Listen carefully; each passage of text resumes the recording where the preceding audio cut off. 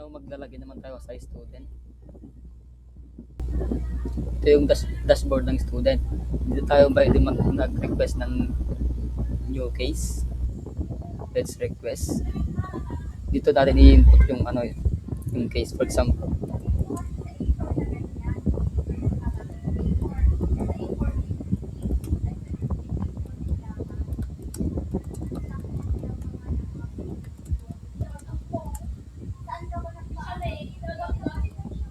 Now let's submit.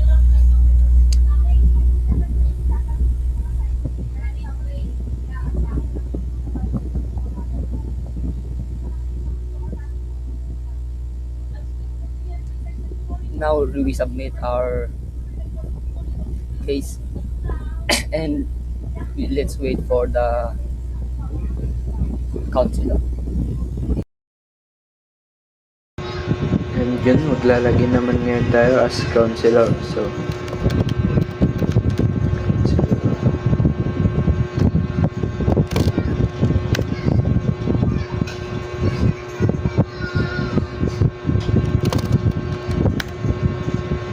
yun, makikita natin dito yung dashboard ng counselor na kung saan makikita natin yung na may isang pending, in progress, saka completed. So makikita natin dito yung pending request na kung saan pwede nating iset yung appointment date and time niya, accept and approve. So kunwari pag i-reject naman natin siya, may paglalagyan dito ng explanation kung bakit natin siya i-reject. So and next naman dito sa case record, so makikita natin dito yung case history na kung saan si John Abad is accepted na noong yung appoint niya is yung noong May 20, so submitted May 11. So yun lang po yung maging trabaho ng ating counselor.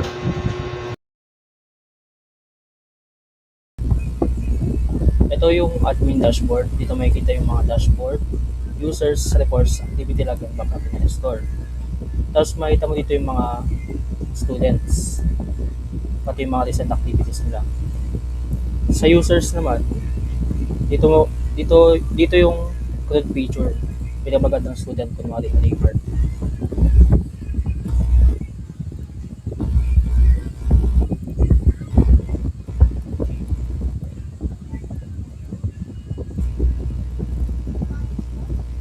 As a student user, and search natin sa ito yung grenade natin. Tapos pwede mo din siyang i-edit, save changes, at pwede mo din siyang i-delete. Next is the reports. Ito yung mga reports kanina. Tapos pwede mo din siyang i-filter dito.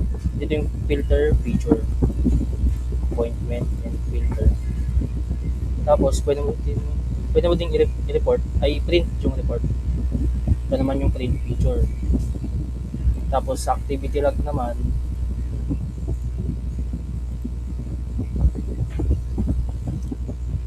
ito yung activity log kung sino yung nag-login, kung ilang beses nag-login yung admin, ano yung ginawa niya, magpapakita dito, details, IP address, at kung kailang oras siya nag-login.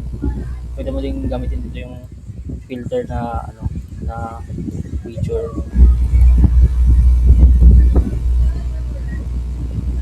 Ayan, pakita na admin lahat. Backup and restore. Ito naman yung backup feature, download backup, and ito na.